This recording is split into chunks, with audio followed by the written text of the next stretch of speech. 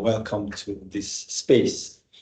But it's been the opening week of the Institute, and we are opportune to have our board chair and head of compliance here. So I thought they should first welcome us before we continue.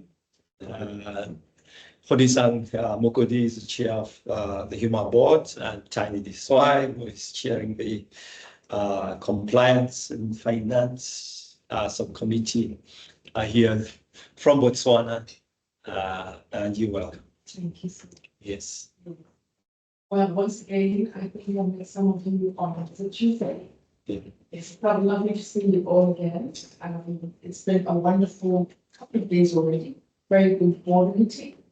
So things seem to be on the right path. Yes, I'm so excited to listen to Shogo. I have not really much experience with work in Japan, so this is going to be wonderful. Thank you so much. Thank you. Yes. Good afternoon. Good to see all of you. I'm sure I've seen some of you on Tuesday. I met some of you again yesterday with the board meeting. It was a long one.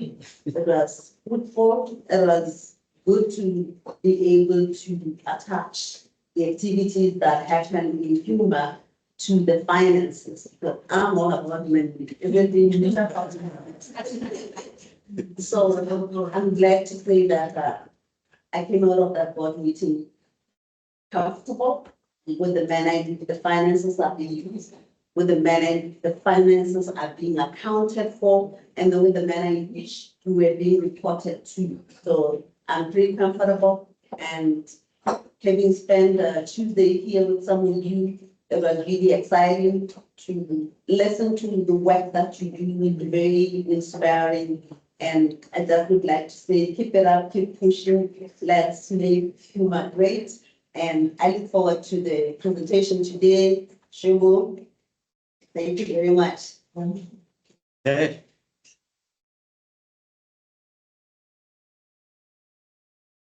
Great. I've been instructed to start off with consent and to alert that the session is being recorded and is made available on YouTube, on our YouTube channel, which you can always access after that. And also the session is available on Teams for those who subscribed. They will have access to it after.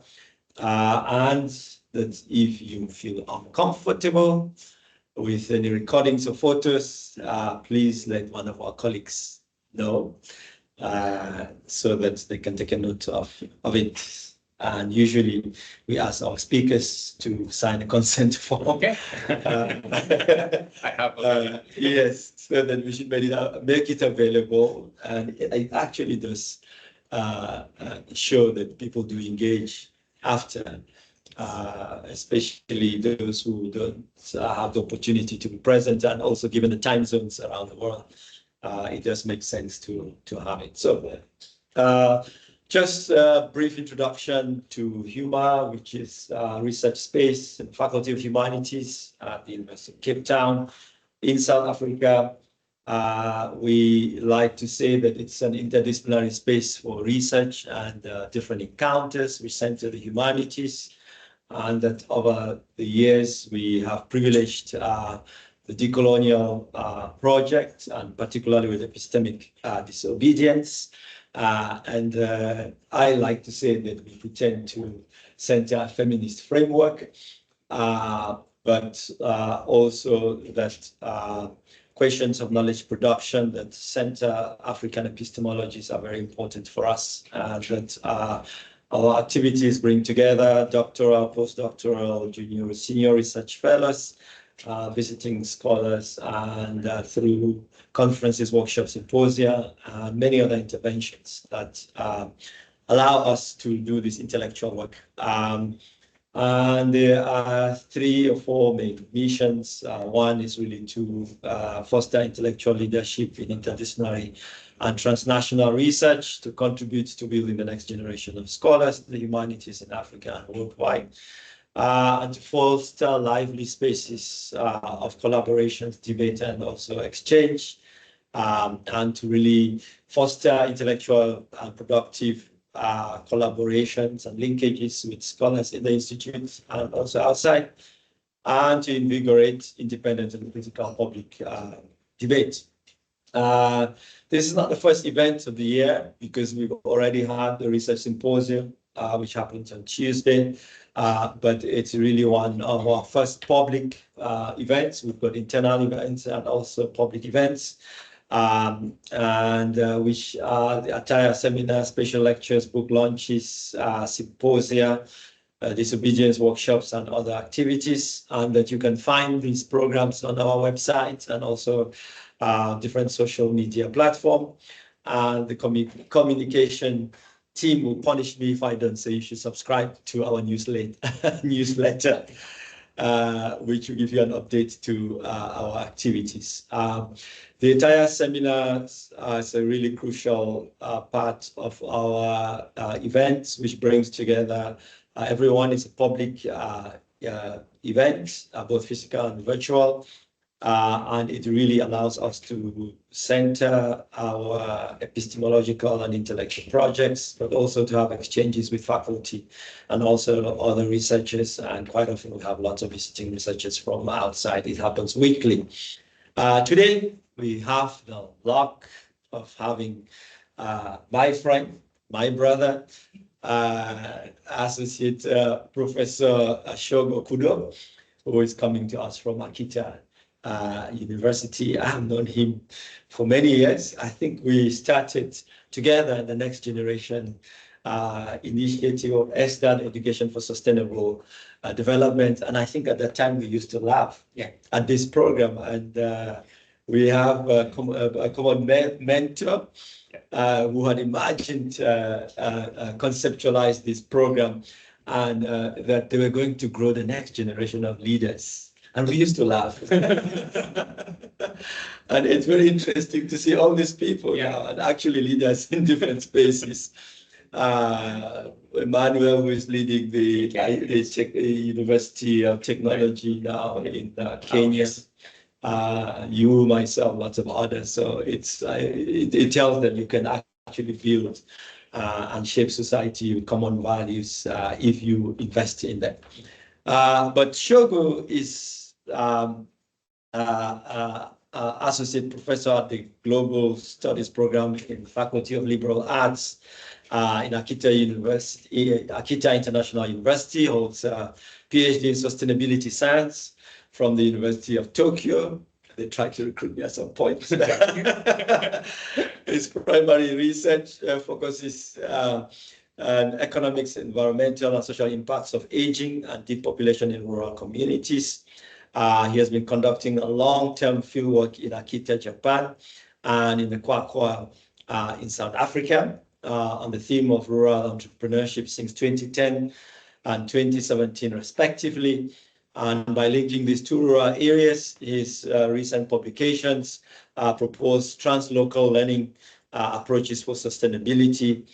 He's also active in promoting sustainability science in higher education. I must say, I know very few people who have done very long-term field work and actually living and working in the community.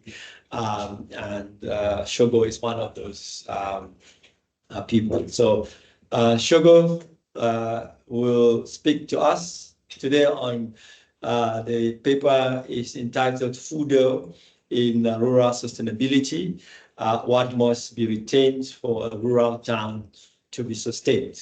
And we are looking forward to your talk and also your stay here, which also involves discussions on collaboration. Yes, please. We only hear that phrase in movies. And that sounds exactly. It's here. Sorry. We'll do it. Yeah. Oh, that's true. Okay.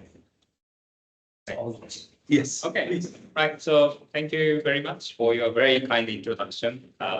We've been knowing each other as friends and colleagues and research in together, but also having a lot of like friendly conversations. So it's very nice to be here.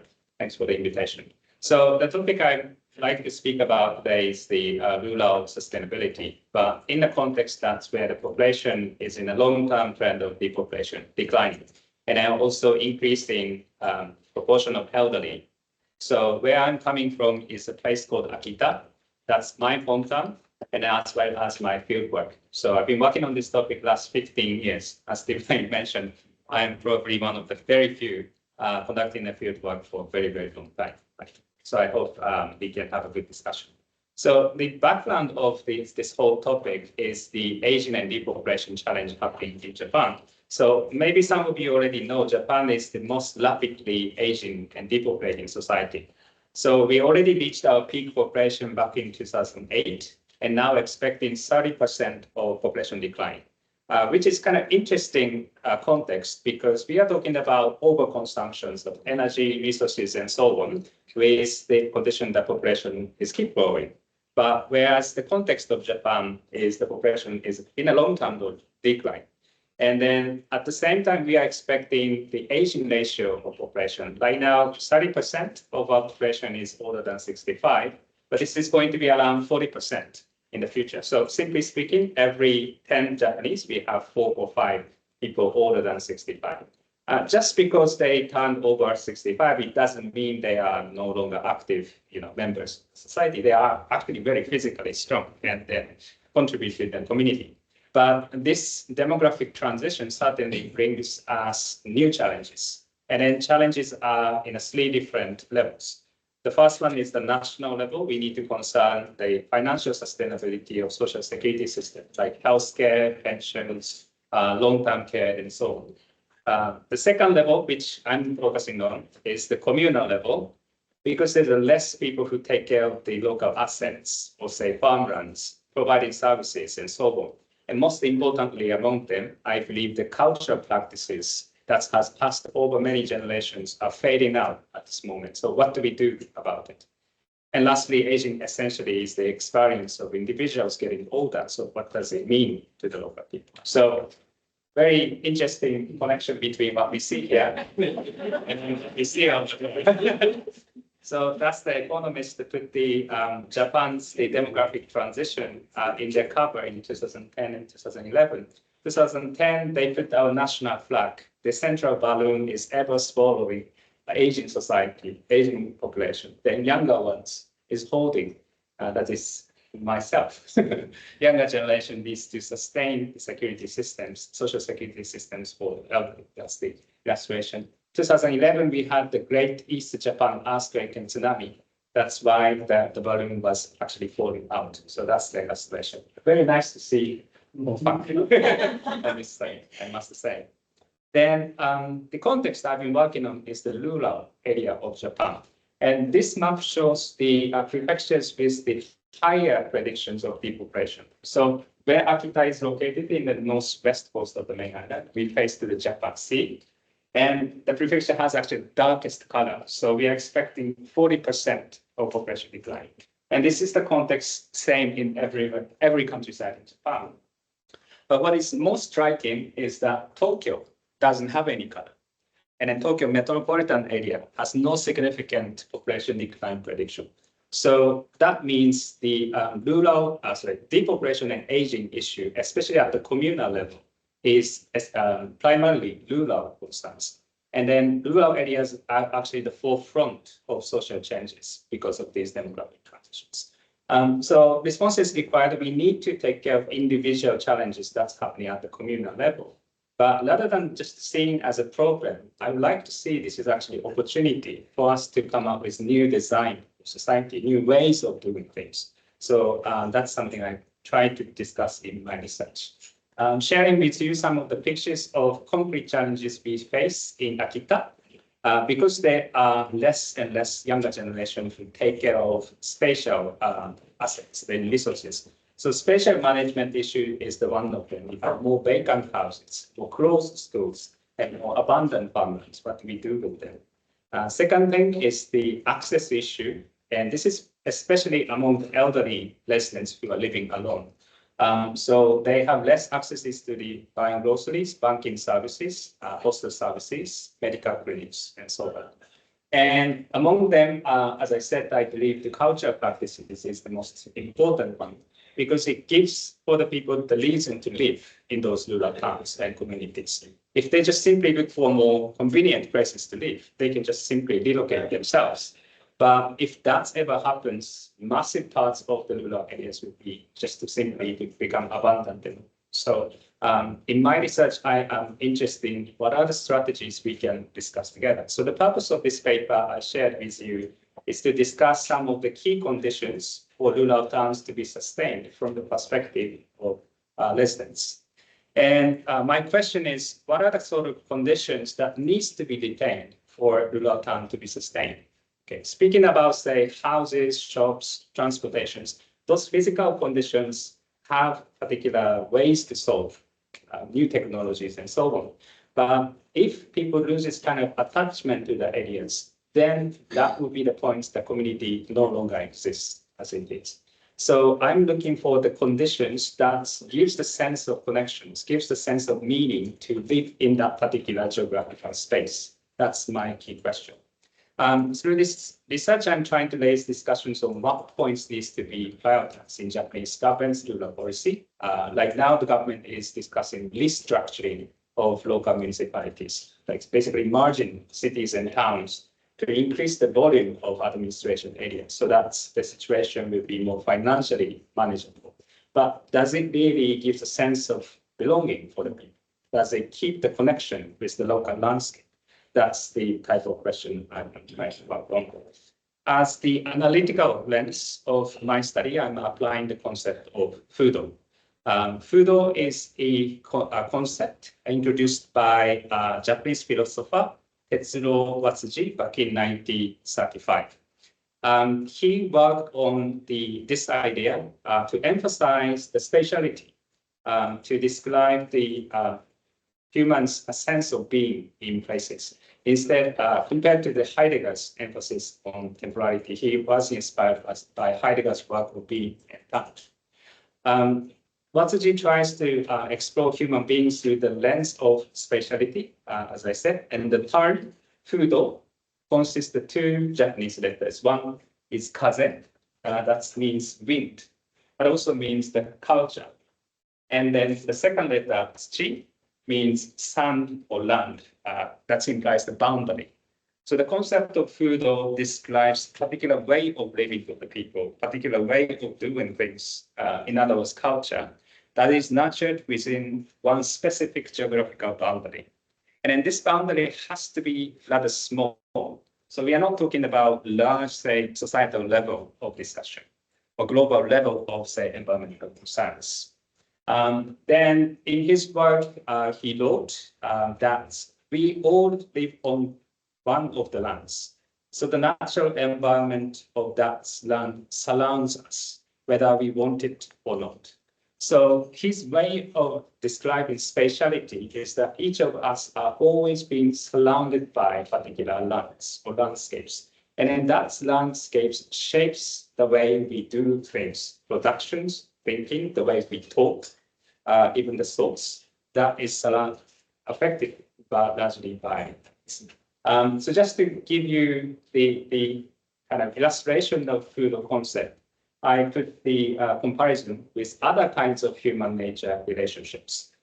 So if we treat the environment as something exists externally, and then we engage with them to extract resources for our survival, that would be the first illustration. Human and nature are in a complete separation. Recently, talking about the sustainability of our consumption or sustainability for development, the discussion is rather social ecological system, integrated system. So the purpose of this integration is to manage the overall consumptions of resources in the ratio that natural ecological system can regenerate over the time. So that's the balancing relationship between the two. But still, nature and humans are separated. And once separated and treated as integrated system. The idea of Fudo by Watuji is that human and nature is one unified existence. So that's how humans act is defined by nature.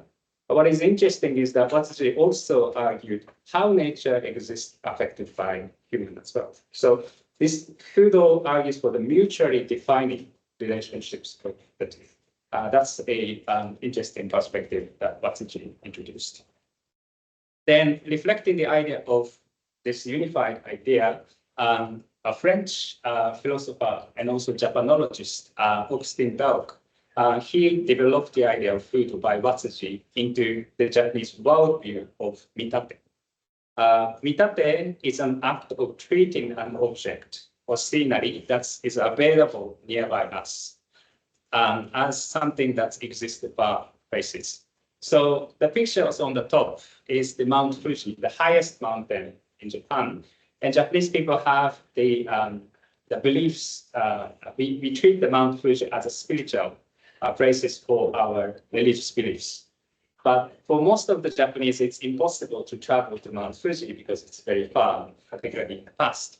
So what local people did was to put the suffix of Fuji, took from the name of Mount Fuji, and added that suffix to locally available mountains. So in Akita, we have a mountain called Chokai, but it is also known as Dewa Fuji. Dewa is the former name of our prefecture. So Dewa means Akita in the former language. So we call the local mountain, actual name is Mount Chokai, but we call it Dewa Fuji because we want to treat it as the Mount Fuji to give our players. So this mitate, in other words, imagining, is an act of adding a meaning to local surroundings because it's impossible for many to actually go to the real places, real spiritual places. So we used to do that. We still practice this. This is one of the pictures from local shrine. Is icho tree, Ginkgo biloba tree, that have green leaves, but that turns into very beautiful yellow in autumn. So as we enter local forest, we pay a visit to the shrine. And then as we offer a prayer, we believe the natural spirits come down to this tree and then protect us from any injuries when we walk inside forest. The second picture on the right-hand side, that's the Lake Tazawa. That's actually the deepest lake in Japan. We also enshrine the spirits around the lake. So we build the local shrine. Then this is very cold location. In the winter, it goes -8 to 10 degrees, but still the lake doesn't get frozen. The surface of the lake doesn't get frozen. Locals believe a dragon lives in the tree, in this lake. As the dragons swim around, that is why the lake never got frozen. So we have that kind of amitism beliefs. Moving on to my study site, Akita is known as agricultural prefecture. So we are famous for high quality rice as well as sake breweries. And the way people live is very much influenced by particular seasons, especially wintertime. That's 5 months. And then because of the long winter, how we prepare for the winter defines how we live. So that's the nature defines humans' activities. For this study, I have 2 key locations. One is Kamikoani, located in inland side of the prefecture, very mountainous area. And then they have the hunting culture, they hunt bears. And then the second location is Gojome Machi, the seaside of the location. This is in a very unique geographical location. And this is the location of the farmers market that's in existence over 500 years. So if you can imagine how many generations it takes to keep this farmers market, this is a very particular location. The intergenerational ties is much pronounced. So sharing with you some of the key findings. First, from the Kamikoani. One of the key informants I followed him for 7 years actually. But he has really good wordings to express the sense of Fudo. So let me share with you guys some of them.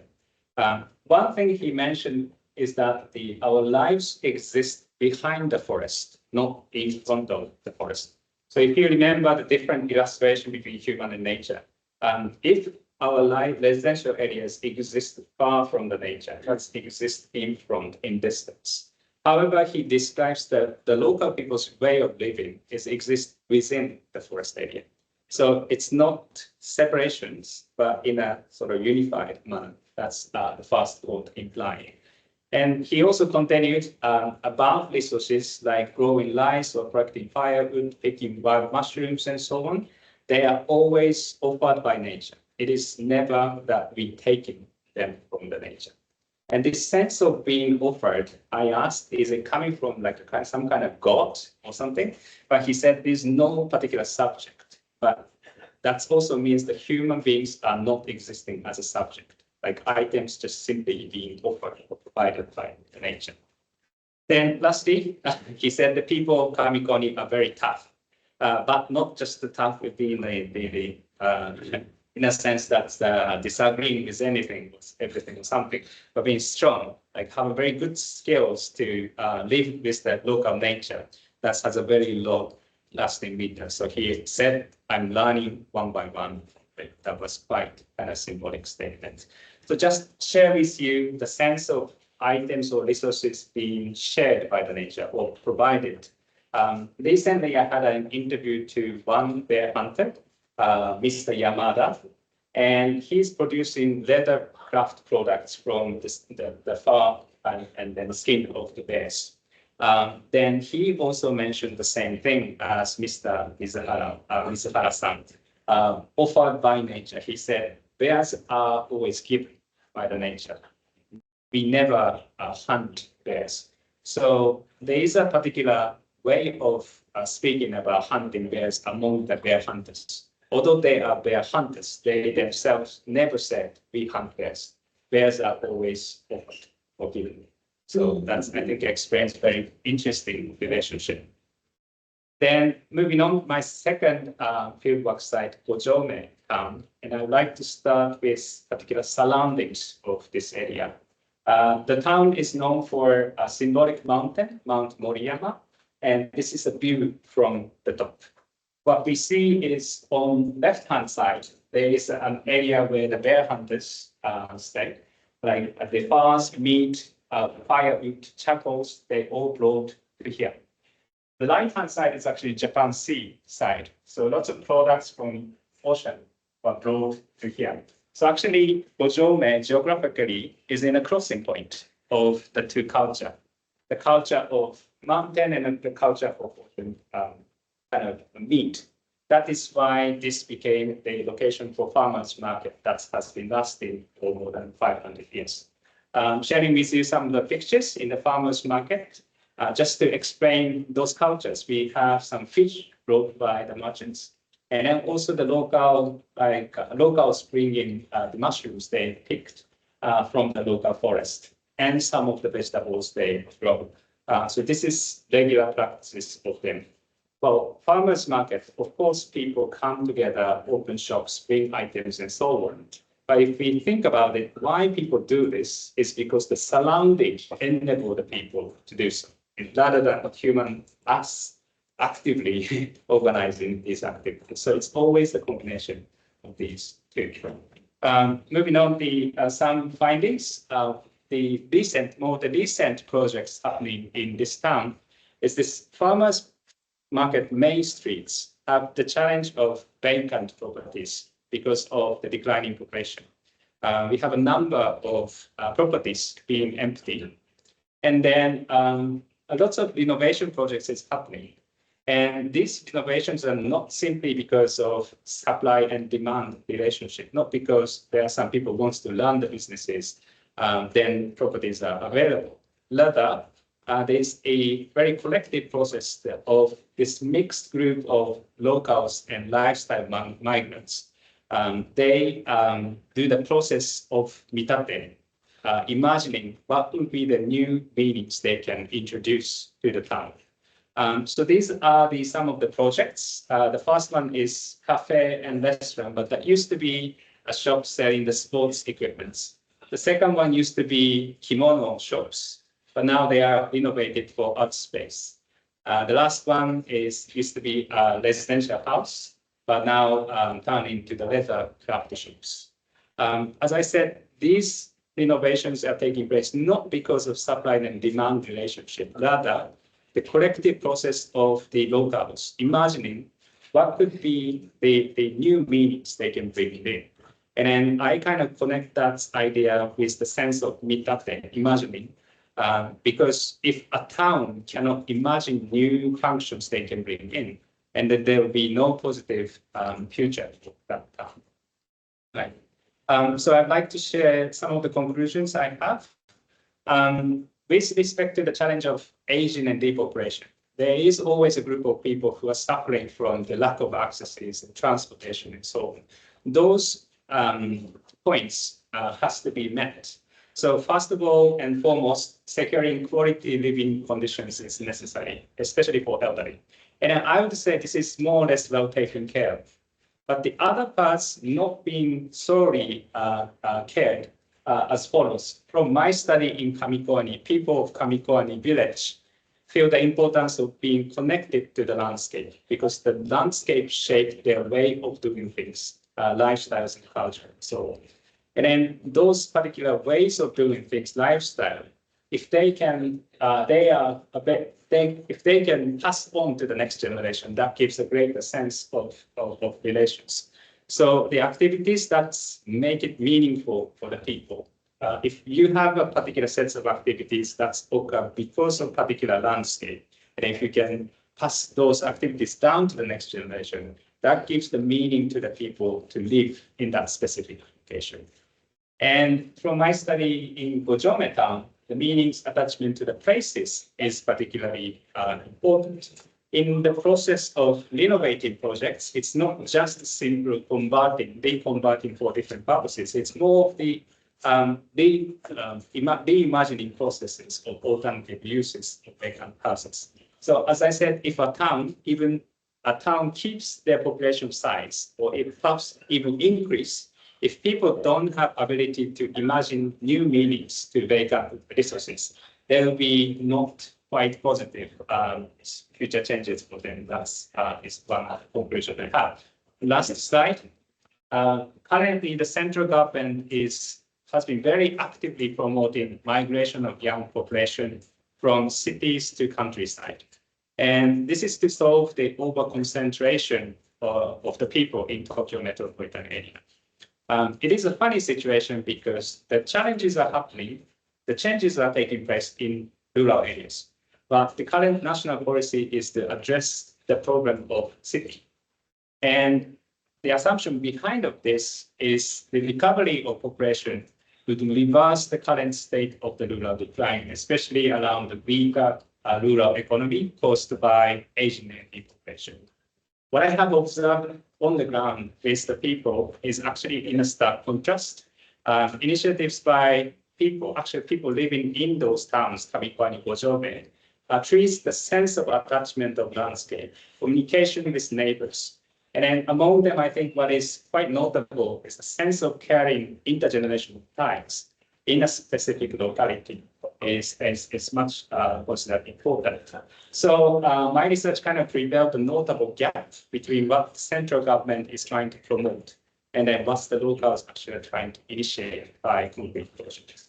The future directions I kind of see is how we can come up with the new ways of doing things, social design, for people to feel more sense of autonomy. And then, so I'd like to call it as an autonomous well-being of the people, instead of just the general sense of well-being that is applicable to anywhere. If we apply the sense of Fudo, this sense of well-being needs to be specific to a particular locality and boundary as well.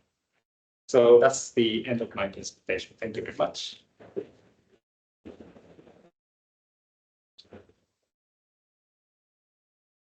Thank you, Shogo. Thank you.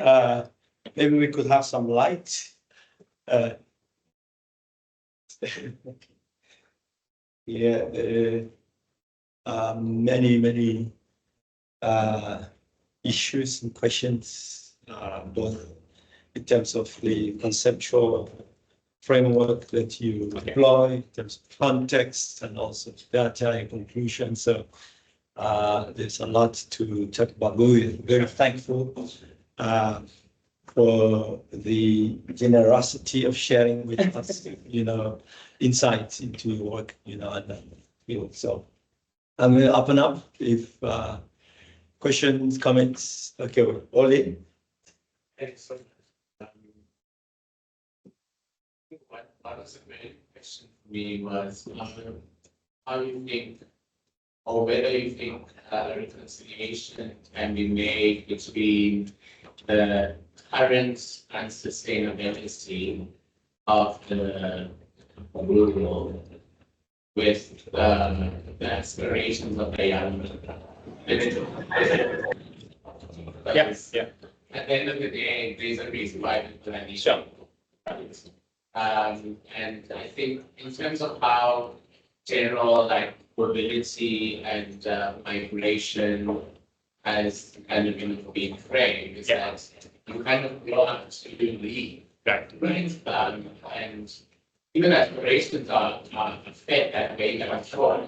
Parents as well in some respects, right? But it's okay, get a job with something, go to make something of yourself, whatever that means. Like, so I'm interested in how you engage with that tension between those aspirations and, trying to revive in some sense. Then.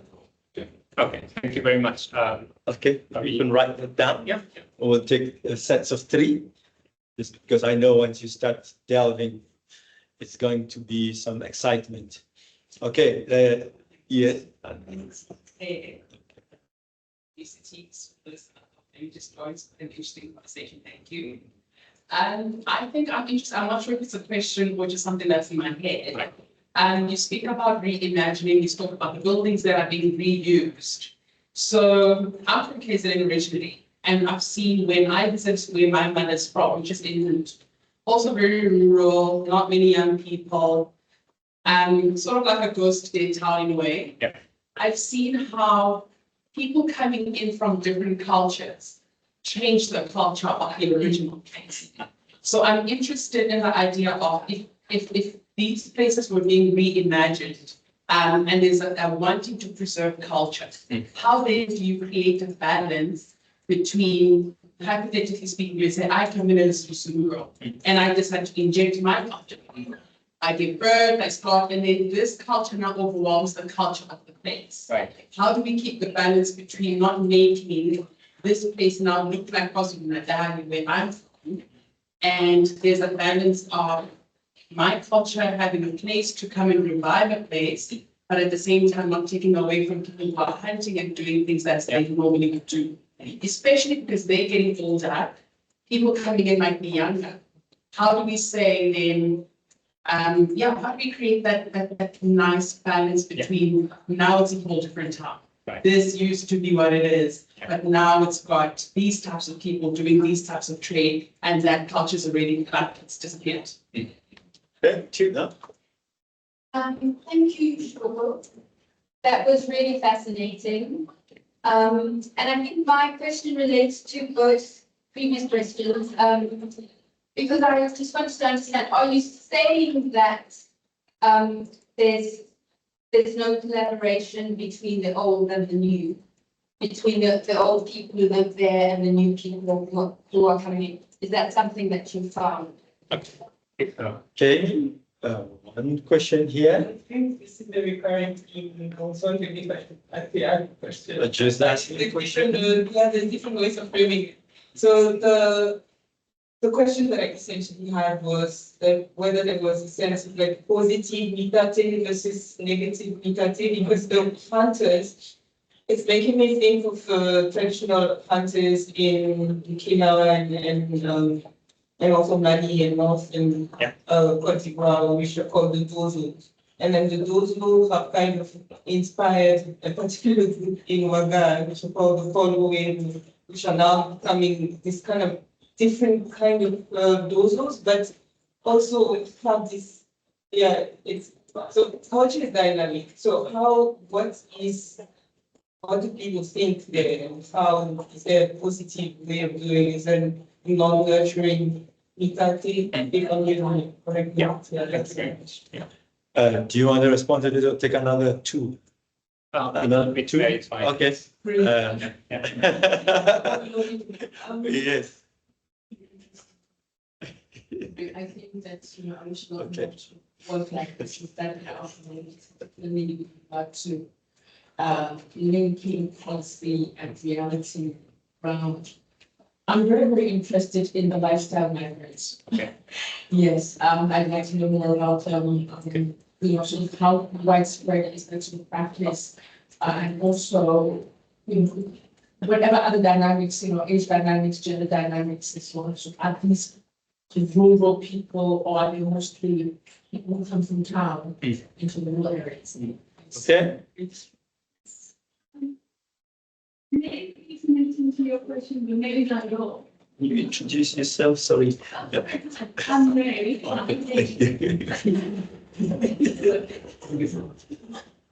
actually just walked past the room, saw my family here and just walked in. So that's my maybe connecting to your question. In the sense of positive, negative, and attachment, it immediately makes me think maybe in the movie that's in this space, and connecting to that's not my race, that makes so much sense. And I was thinking, like, could it be a direct challenge towards gentrification? So I think you said that the retrofitting and the repurposing of this development a lot of times came from imagination and the local need instead of response to supplying the government, which was education. And I think it's also interesting, maybe in the Sheffield station, in a city like Cape Town, where the repurposing of the abandoned building. So the demonstrations that are happening is physical house, for example. Is that a recuperation of the latte in space? Because it arose from me. Yeah, I think it's so interesting, maybe taking it out to the rural areas and that's a little bit of masturbation. Just hold. Lucy, and then east. Then I have to stop there. Then Lucy.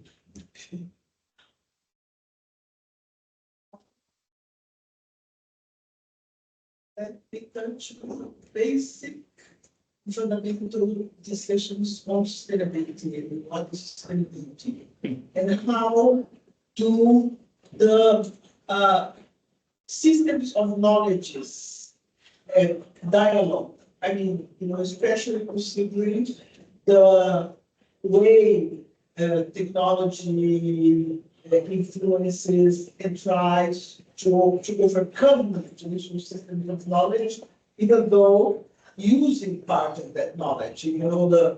The tree you show that in the cell, the whole world consumes that. So my question is, what are the threats to this community, considering those investments on new technologies that go far beyond the stability that has been installed at the age? Okay. Last one for you to speak.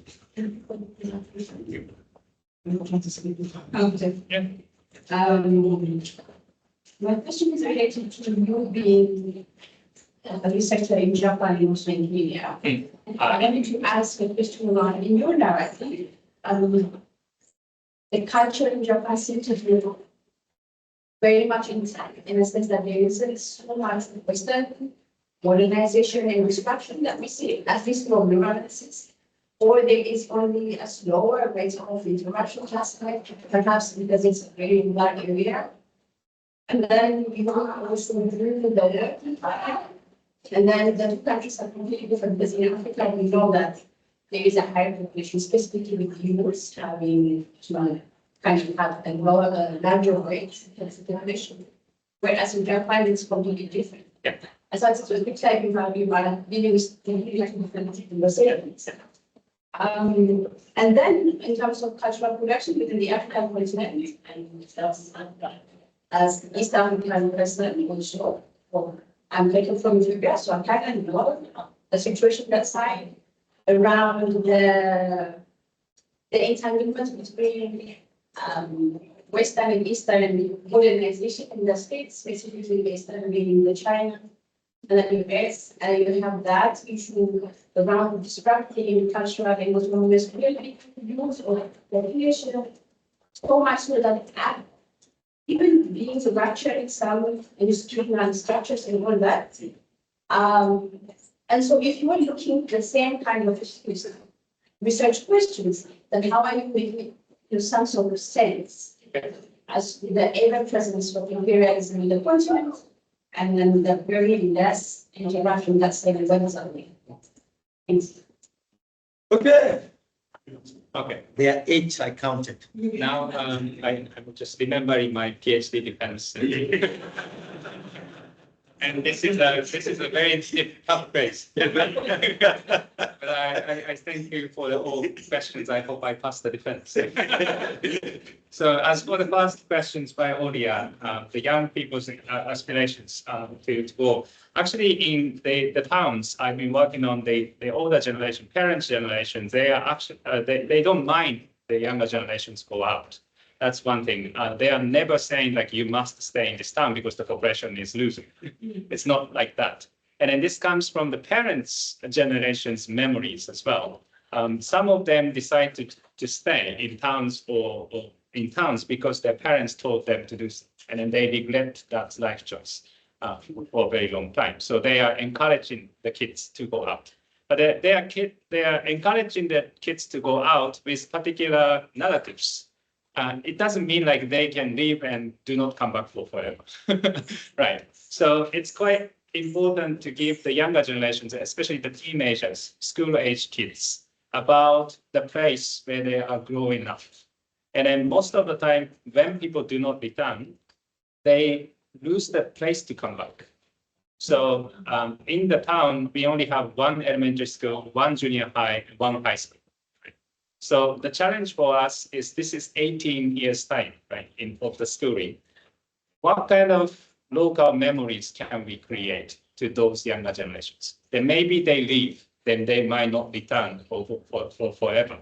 But they leave with the memory where they are coming from, with a strong sense of identity. Or they don't have no clues where they are grown up. What the context is, that's we've been working on. So we treat our kids just almost like eels or salmons. They once go to the ocean, travel all the way, but they come back to the original river. That's we are hoping to happen. But this to verify this approach, it takes 30 years to study. So I'm still halfway. The second question from Nompet, this culture clash, right? Yes. This relates to the other questions as well. We are not really treating the local culture in opposition to other culture. It's always like in between. So yes, there are some cases the lifestyle migrants come over and try to implement the projects they want to do. But if you remember the definition of Fudo, that's the surrounding defines how we act. So even if you try to do some kind of Zulu culture shops, but doing so in Joburg and doing so in KSLR would bring a different meaning because of the locality of these locations.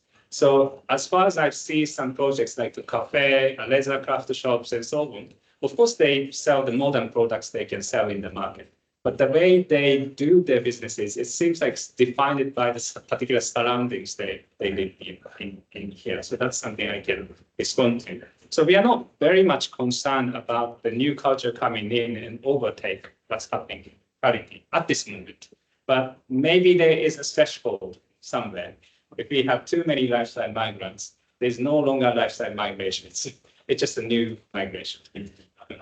The third question is the Ina? Yes, about older generations and younger generations. Well, in my research, I'm not treating all older generation as one homogeneous group of the people. Because there are some people who are very open to the new ideas, and then some very, very stubborn, never want any changes to the town. So I would say there's no really clear cut between older generation or younger generation. But what I'm concerned about vacant properties especially is even those shops and houses are already closed for 10, 15 years, they still call those locations by their original names, the names of the shop or the names of the family, as if they are still in present and operating. This is very concerning because that would not trigger any positive changes, I mean, any possible changes, because the names and meanings are stuck in a sense. There's no space for new meanings to come in. So that's something I'm concerned about. It's not quite generational thing, but more of the people living in the town for many generations, they created the fixed meaning to the place. And there's no space for change. That's something I'm personally concerned. The first one about positive and negative meetup, right? This is something I've never thought of. Okay, this is the type of question I never want to ask in PhD defense. Right. So it's a very good perspective. I have to give a thoughts on this. But the theory of meetup doesn't define anything positive or negative per se. But one thing concerns me is the practice of hunting has been very much the target of animal rights debate in Japan and animal welfare and so on. But recent challenge we have is because human activities are becoming smaller and smaller. So the buffer between wildness and then human activities are becoming less and less. So what we have right now is the number of brown bears increasing, and then we're having the injuries caused by the attack by bears. So, so that's the occasion hunters go out and they actually hunt those bears. What happens is the environmental NGO based in Tokyo come over to Akita and make complaints. You guys can't hunt the bears, right? So this is the rather funny situation, different interpretation of the practice of hunting by people in countryside and urban areas. I wouldn't call it as a positive or negative, but I think where you are coming from, particularly countryside and rural areas, have clear difference about the exercise of that day. It's okay, 4 more to go. Right.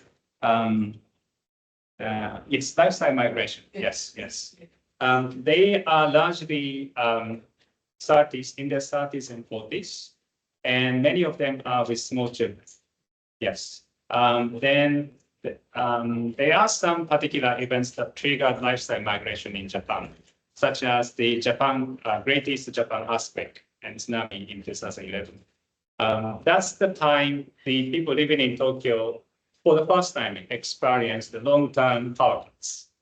Then they found out the electricity they are using being produced in the northern part of Japan.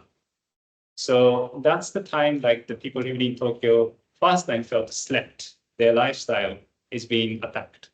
Then they found out that living in cities is very, very weak, very fragile. As compared to if you're living in the countryside, you can produce food by yourself, you can build off-grid communities and so on. That was kind of one trigger of the lifestyle migration. But I would say that is not majority. The majority of them are in the 30s and 40s with small children because they want to raise their kids in much more open space. In Tokyo, it's not the place to raise children at all. It's overly concentrated and very, very tough environment. So that's, yeah.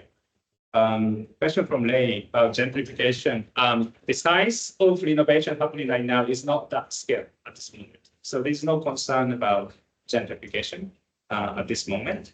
But you're right, that the supply and demand situation needs to be taken care of some points. Maybe we can discuss further because I'm not so familiar with the gentrification issue at this moment.